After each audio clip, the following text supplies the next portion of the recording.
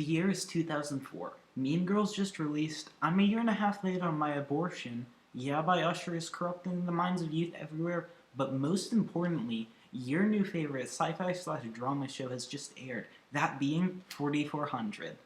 So 4400 is a show with the premise that people from the past century are brought into the present and taken from their time periods, but now they have superpowers. Surprisingly, the superpowers aren't even that essential to the plot in the first season. They're rather used as a plot device, I suppose, that carries forth the plot so that the government can track down these 4400 members for wild antics. There are a lot of characters in this show. Because of that, I'll just introduce you guys to my two favorite characters, Kyle and Sean. Evil cousin Sean, that's me. Corrupter of the innocent. Next door neighbor of yours, what's her name? She seems ready for some corruption. You mean Nikki? She's 14, Kyle. 14? Yeah. Last time I saw you were just a little kid. Now look at you. Lucky me, huh? I keep thinking you're still 14. Is this an example of a thought crime, perhaps? So what is this show even about? It's a government drama slash supernatural drama slash horror show. I was initially just listening as supernatural drama and government drama, but then I found out it aired on the horror channel. I have no idea why that would be, to be honest. The trailer they had for the horror channel even made it seem like a drama. Cut in between shots of government goons saying, "I have no idea what they're capable of!" and shots saying things like, "I saw your brother," in a dramatic way. I'm not the best actor. The reason why they came up with such a trailer is because the show just isn't horror. Don't get me wrong, if 8-year-old me was watching this, they would be straight pissing themselves. But to 18-year-old me, this is just the best goddamn drama I've ever seen, but not really horror. When I say this is the best goddamn drama I've ever seen, I mean that in the most subjective way possible. See, I'm the type of person to love stuff like the Sam Raimi Spider-Man trilogy. So for this show, if we ask conventional film critic questions such as, does this show have any moral messages or themes? Does this show have complex character development? Or does this have well thought out, intriguing dialogue? To all of these questions, we would have a resounding no. But I also don't care about any of these questions. And films that can do that for me and pieces of media that can do that for me are just amazing. I believe with some media you have to find your own good stuff. For instance, you ever seen that scene, the pizza time scene in Spider-Man 2? To me, at least, that is cinema gold. I don't really care if anyone else thinks it's cinema gold or anything like that. That's what it means to me. Versus the Destroyer show does not support animal products, nor do we support Spider-Man. We absolutely hate Spider-Man. The dialogue in this show is very unnatural. These are two characters that are going to raise a child together. Granted, it's not very successful, but they are still going to raise a child together. Of course, Heidi was barely crawling then, and now she's 12.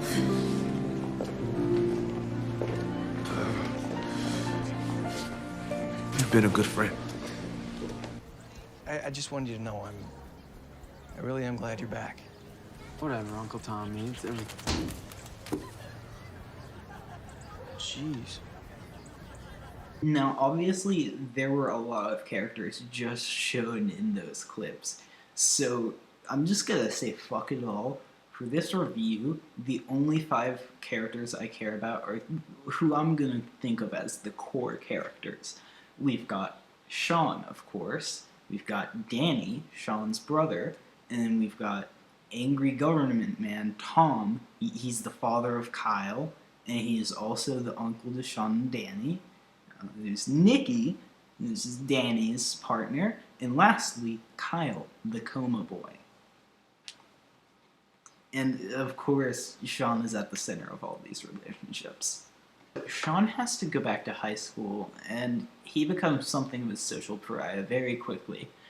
For one, the 4400 have become a very popular phenomenon in that world, and that leads to it being very, very publicly known that Sean returned by some miracle or freak accident, as many of the bullies would have it be. And his only friends in the entire school are Danny and Nikki, who he used to know as 2 to 3 years younger than him. So it's kind of a bit of a kooky situation. And then this all builds up to a massive fight. And you've watched Fresh Prince of Bel-Air, or at least the intro. You know how it goes. Basically, Danny was protecting Sean from all of the bullies at school, but eventually, Danny and Sean start beefing, and this is exclusively over Nikki and the fact that Sean and Danny are both pretty selfish characters. So now, Nikki becomes Sean's only friend, only feeling the jealousy of Danny. Danny starts treating Nikki poorly. You've probably seen this story 100 times or so. Just kidding, you haven't. Sean gets a little angry because his brother and family as a whole are being a little mean to him. So, you know what he does? He says, fuck it, I'm going to the hospital and I'm reviving my boy, Kyle. And it works. As we saw earlier, touched a dead bird and healed it. And from this, he extrapolates, he has healing powers, which of course he does. He's the healing hands boy. And it completely works, so the plot of Tom, his uncle, grieving over Kyle is just completely erased, because now Kyle is back. But this doesn't come alone from conflict. This show just does not seem to care about motivations sometimes. Off-screen, we were to infer that Sean realized he has healing powers just from healing the bird, decided to go to the hospital, and then gave Kyle a bit of life. An interesting thing about this show is that they fill each season with minor characters. And of course, most of these minor characters are fueled by the supernatural theme of this show, given that there are 4,400 members with unique powers, most of the time interacting with the government officials, Tom and his partner. For example, in the first season, there's a subplot of this guy with superpowers. His name's like Carl, I think. Yeah, and Carl, he gets powers of super strength and agility, and with it, he decides to clean up the streets. And by the streets, I mean exclusively this gang activity-filled park. So he beats the hell out of a few goons, and then, you know, he gets stabbed and fucking dies. Carl. Grace, I got rid of all the graffiti. Oh my God, Carl. You should have seen it. They were falling like bowling pins. I didn't see the knife. And that takes place over the course of an entire episode. Like, that's a central plot of the entire episode that I just summarized in, like, 3 very simple sentences. Anyways, back to the main plot. So, Kyle is looking like he's gonna die because he has some brainwaves flooding or some science stuff that I wouldn't be able to tell if it's credible or not. And this inspires our boy Sean to try and revive him, but this time for reals. And it definitely works this time. Kyle's back. Not his usual self, but he's definitely back.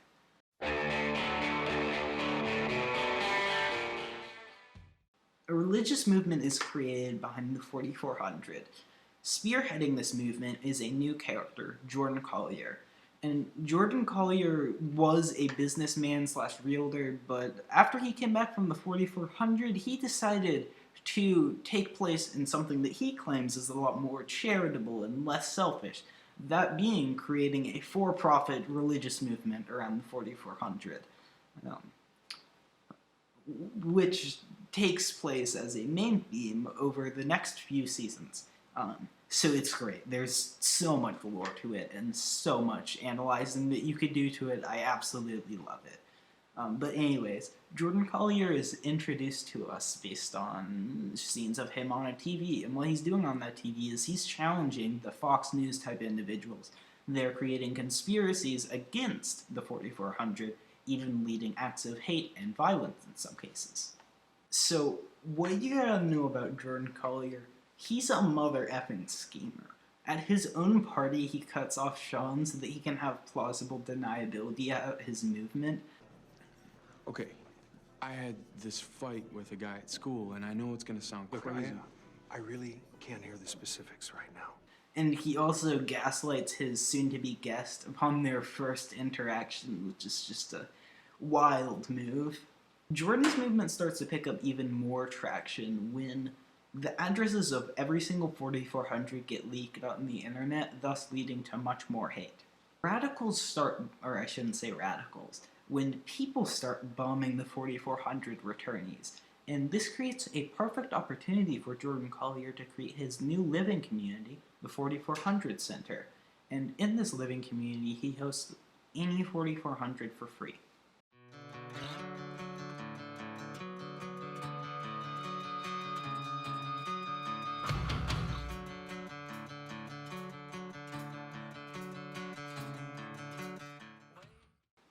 Back to the Sean plot, reviving Kyle didn't seem to go as well as he would have expected.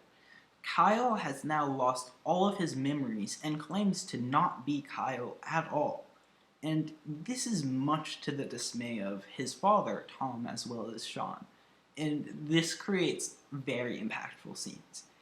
In these series of episodes, we, for the first time, are seeing Sean and Tom both being kind, when in the past they have been lashing out and cold to every single person that has shown them kindness.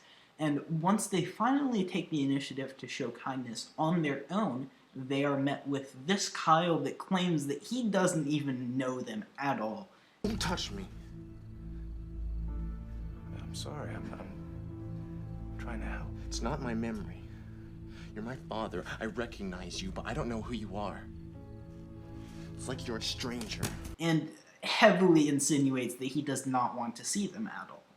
In fact, the only thing that he seems to care about is going to the shore in which he was taken. For Sean, at least, I think this is heavily depressing considering he comes across as incredibly naive and weak with his emotions, whereas Tom's emotionally distraught behavior more comes across as clear and caused by the absence of his only son. But basically, it's kind of depressing to see Sean this distraught when we're finally seeing something that, if gone right, could have built up his character to be a more kind and compassionate person. So I haven't been talking much about the government drama aspect of this show, and that's because it was a little bit lighter in the first few episodes, but as soon as episode 5 hit, they crank it up to a 10. There are plot lines going all over the place. Tom and his partner Diana are finally showing signs of teamwork, which is good. Now, what are we going to do about Kyle? We Of course we. are gonna go find him and bring him home. Then we better get to work. Their boss at Homeland Security is getting into a conflict with some dude that's trying to usurp him, who's the villain of this season. He's a really good villain, as I'll talk about later. And while all of this is happening, Tom and his partner Diana are chasing down criminals. And these chase downs give us some great lines, such as, I'm being arrested as a terrorist. You will be treated as an enemy combatant. You do not have the right to remain silent. You do not have the right to an attorney. And whatever you say will damn sure be used against you. what's more epic than violence against domestic radicalized terrorists? Meanwhile, the government is radicalizing gamers to some false sense of being a hero. God, I love this country. In this show, this season only really makes one attempt at creating a villain, at least for this season. It gets a bit more complex later on. There's this guy, Lytle. I brought him up earlier, but his introductory shot is like this. I'm gonna take your job, man. They sent me from DC and I'm gonna take your job. Tom's boss. Of course, he doesn't actually say Tom's boss. And then Tom's boss is like, fuck you. You're not gonna take my job. Brother, you better fight. Like, there's 3 monkeys left on. You're the 3rd monkey on the Ark to Noah's raft. And brother, it's starting to rain. This is a really weird establishing shot for a villain because he doesn't actually do anything in this scene that's downright villainous or even immoral. In fact, his only crime in this scene is being rude, but that doesn't really establish a villain, not even in this show. In fact, Tom, who is the protagonist of anything, has been rude for this entire season. And of course, it's clear that Lytle isn't really going anywhere with his rudeness, he's just being rude for the sake of rude, whereas Tom is being rude for the sake of character building and redemption. It still doesn't make any sense. The only villain-like act that he does in this entire season is kidnapping Kyle, which of course is entirely allowed by the government, even though the government isn't the villain, just Lytle is the villain. But it actually isn't that bad that he kidnaps Kyle, given that it is later shown that Kyle is a threat to the population. And sure, I'm not even arguing that this is a bad scene. There's a lot of emotional impact from this. Getting to see Tom get very upset because someone is perceivably a threat to his child is very entertaining. For real, imagine if more shows just had rude dudes as their villains. As the season ends, we see a potential redemption arc building in 2 places. For one, Kyle gets pushed into a ball of light again, and what this means is that Kyle, or supposedly Kyle, comes back. You know, there's a hugging scene with Tom, and Tom is finally convinced that he has found his son. Whether he has or not, we'll find out in the future seasons. Spoiler alert, he kinda hasn't. That's what makes Kyle an interesting character. So Kyle walks into a beam of light, and then he comes back restored. And everything is good, and him and Tom will have no conflicts throughout the entirety of this series. Watching this show just makes me want to talk about the characters for hours. Jordan Collier, although he's not the established villain of this show, acts like a villain many different times in this season. For instance, there's this one scene where one of the characters he's manipulating goes up to his receptionist, and then as soon as she does that, Jordan Collier walks around the corner to greet her as if he was standing there the whole time, just waiting for her. His employees were probably like, God damn it, we've got a closing at 6, and Jordan is just standing around the corner with his mom boss shit again. Why can't he just call her? Fuck, Jordan, you do this every single week! On a more serious note, Jordan does seem to use expert tactics of manipulation, or at least he's very successful in them. I don't really know what expert tactics are. He has 2 guests in his 4400 center they're dating each other, Richard and Lily. When Lily reaches out to Jordan asking why he's putting extra effort into helping her in particular, Jordan uses this as leverage, and then when Lily gets intimidated by that, he uses it as leverage again when Lily asks, hey, are you trying to get in between me and my partner? Which he totally is, by the way, she's not wrong. Anyways, Jordan masterfully makes the situation worse, at least for Richard and Lily, the couple, when he goes up to them on one of his golf excursions.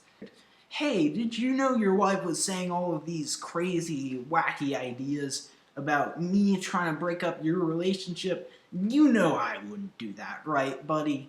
But the thing is, Jordan is Richard's boss, so he is in absolutely no place to say, I don't know, man, I think you might be trying to break up our relationship.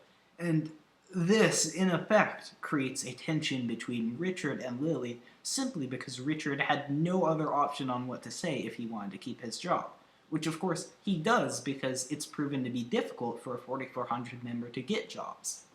The fear that he's putting into them eventually goes so deep that they decide to leave the Jordan Collier neighborhood. Anyways, guys, that's all I have for this season. Let me know if I was too confusing.